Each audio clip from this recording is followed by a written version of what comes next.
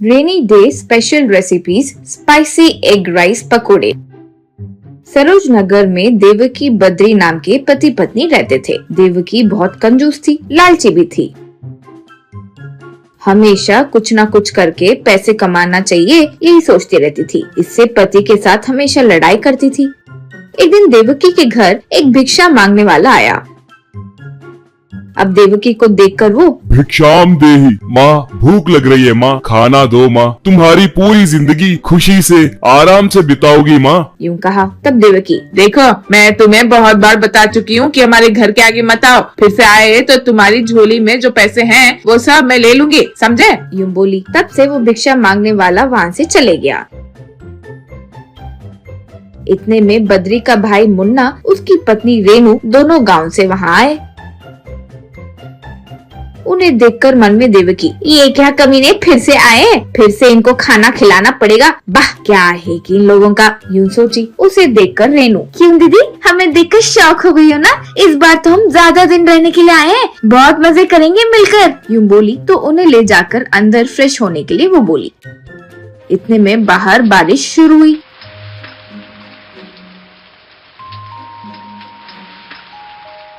वो देखकर पत्नी से बद्री, क्यों री, मेरा भाई आया है ना, बारिश हो रही है, जाकर चिकन मटन कुछ लेकर आऊं क्या? गरम गरम पकोड़े या बिरयानी कुछ तो बना कर दो ना, कहा। तब देवकी, क्या चिकन लेकर आओगे? 3 महीनों के लिए तो आए होंगे ऐसे लग रहा है। छी, मेरे फूटे कर। देखो परसों जो बचे हुए अंडे है ना, वो फ्रिज में रखे थे, उनके साथ कुछ बनाकर दे दूंगी। चुपचाप बुखार आया है यूँ नाटक करके बैठ जाओ, और तुम खुद वो कहीं आवेश में आकर खा लिए तो गड़बड़ हुई तो मैं कुछ नहीं कर सकती, गए तो वही लोग ऊपर जाएंगे, यूँ बोली। तो बद्री बस एक जगह पर बैठ गया। अब फ्रिज में मौजूद एग्स लेकर उसके साथ एग राइस बनाकर अंडों के साथ पकोड़े भी बनाई। उसके बाद फ्रेश होकर आए मुन्ना रेनू उस खाने को अच्छे से खाए और एंजॉय किए।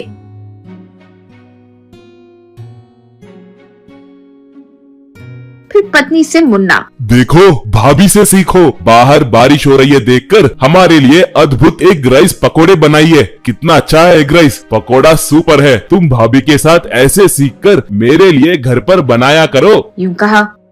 ऐसे कुछ दिनों तक बारिश होती जा रही थी। रोज देवकी बचे हुए चीजों के साथ कुछ न कुछ बनाकर देने लगी। फिर भी वे लोग आराम से खाकर वहाँ से हिल भी नहीं रहे थे। वो देखकर एक दिन पति से देवकी, देखो ये बारिश तो रुकी नहीं रही है, इन्हें देखकर लगता है कम से कम 6 महीने यहाँ से हिलेंगे भी नहीं। ऐसे रहा तो मुझसे नहीं होगा, कोई चूहे की दवाई मिलाकर दे दूंगी और प्लॉट तुमने ही डाला है क्यों पुलिस वालों को बोल दूंगी, सोच लो तुम ही, यूँ बोली। तब बद्री, नहीं नहीं तुम ऐसे निर्णय मत लो, एक आइडिया बोलता हूँ, घर में कोई चीज मत रखो, रोज सुबह हम बाहर चले जाएंगे, फिर रात को उनके सोने के बाद आएंगे, कुछ दिन ऐसे देखेंगे, फिर खुद ही बेजार होकर चले जाएंगे, यूँ कहा। ये आइडिया पसंद करके देवकी ओके बोली। रोज सुबह होते ही बारिश में ही वे लोग घर से बाहर जाने लगे।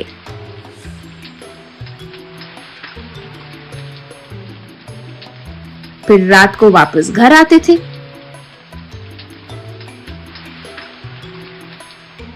ऐसे कुछ दिन करने पर भी मुन्ना और उसकी पत्नी वहाँ से गए नहीं।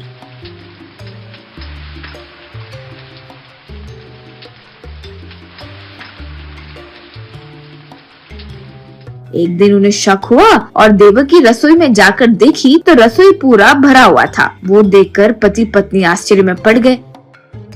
फिर सुबह ही बद्री देवकी जा रहे थे